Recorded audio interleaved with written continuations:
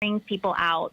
So each month we're going to be featuring a film that is based on a book. So like January 21st, we're going to be showing The Chronicles of Narnia, The Lion, the Witch, and the Wardrobe, which I love. I love the book. I love the film.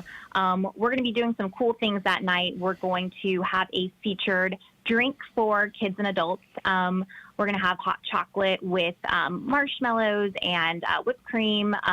We'll have a lamp post, from the book. And RJ Jenkins, who is the president of the Marion Literacy Council, he'll be there along with some of his team, and they will be accepting donations for the Marion Literacy Council. So you can come, enjoy film, give back through in-kind donations, and then watch a really cool movie. I'm pretty sure RJ will be sporting one of his mini bow ties at this event as well.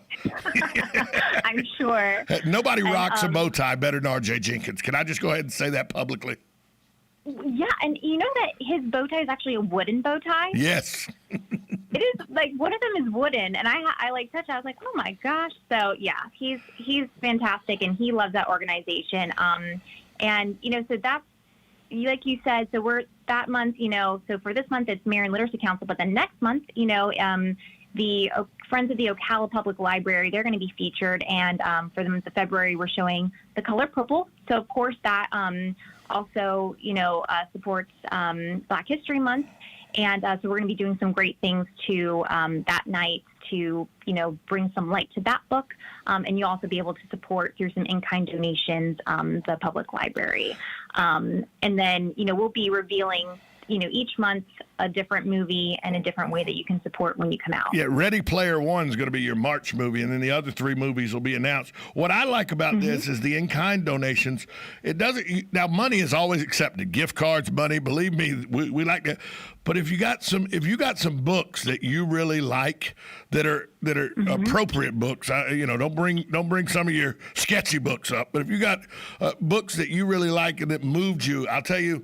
My favorite book now, you know me, Pamela. You know that I'm a little rough around the edges. Would that be fair to say? Could we say that about me? Well, Tom, honestly, I think that maybe somebody would, in my opinion, I would think that maybe at first blush, you would think that, but you are pretty, you're a history buff. I don't know. I would have to challenge that. Well, at first light, you would think I'm a little rough around the edges. We'll just go with that. Yes. Yeah, we'll go with that. I'm going to do this. I'm publicly saying it right now. I will be going out and purchasing 10 copies to give to the Literacy Council at this event. Brand new copies of my favorite book. I'm 54 years old, college football player, big burly man and everything. If I gave you 3 guesses, you probably couldn't guess my favorite book. Okay, I'm going to take one guess. I'll take Pride and Prejudice. No. Are you ready for this? Yes, go ahead, tell me. I'm a big fan of Wilbur and Charlotte. My favorite book is Charlotte's Web. It's my favorite book. Oh, my gosh. It's my favorite book of all time. I literally have goosebumps right now just saying Charlotte's Web. Literally, it is my favorite. It was a book when I read it in the 2nd grade that it gave me my love of reading because I couldn't put it down. I had it. I started reading it. I got it. It was one of those, you get to remember you went and got the single line and you went to the elementary school library and you got to take your one book for the week and you got to. I started reading that book. I got in trouble in math class because I was reading the book instead of doing my math. I had finished that book by the time it was dinner time that night at home. It was that moving to me. I read that book 7 times in that week I had it checked out.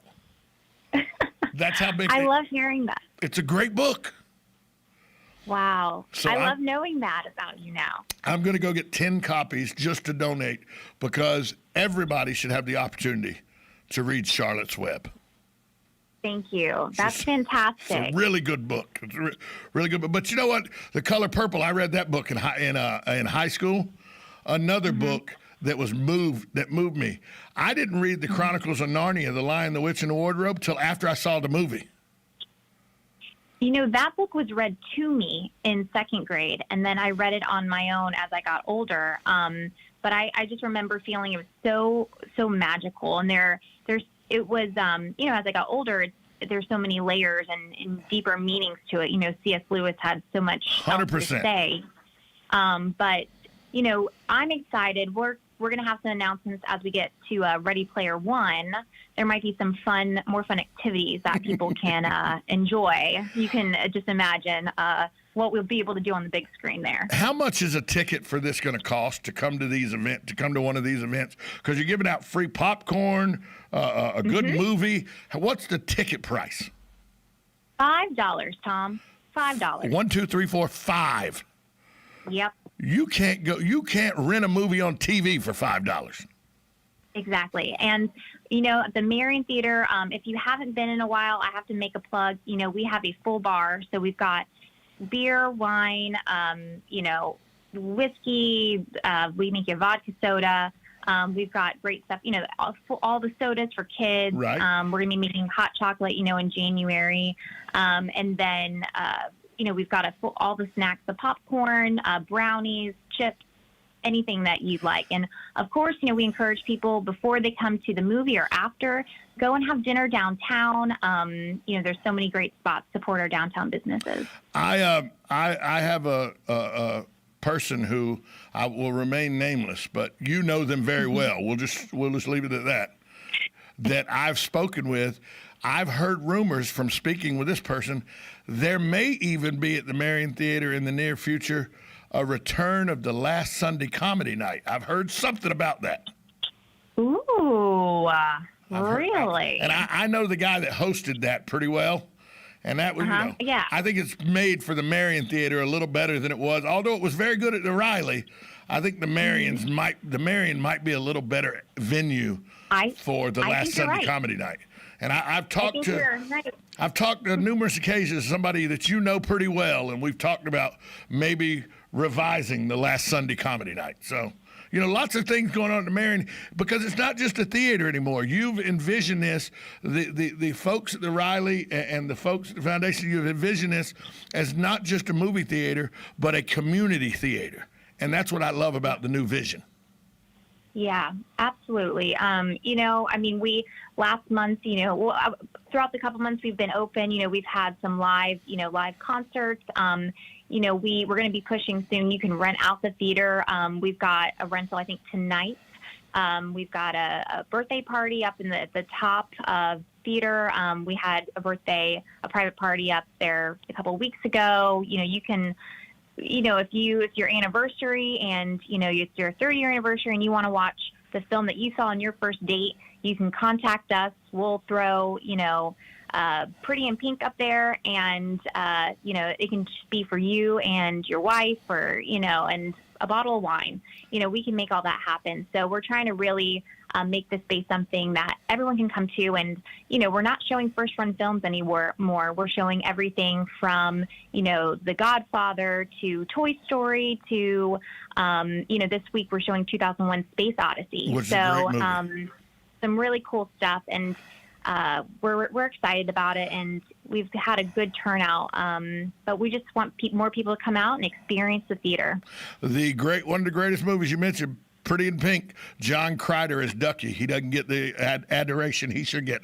Pamela Calero, thanks for joining us on short notice, and thanks for all you do for the community as the executive director of the Riley Arts Center. Thank you, Tom. Have a good day. Have a good day.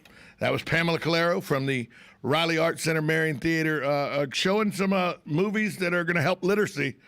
They're book-based and will help literacy. Hey, if you were a caller trying to call in, call me on the other side of the break. We're taking that break right now. WOCA, The Source. From the Paddock Mall Studios, this is WOCA, Ocala, Gainesville, The Villages, 1370 AM, 96.3 FM, The Source.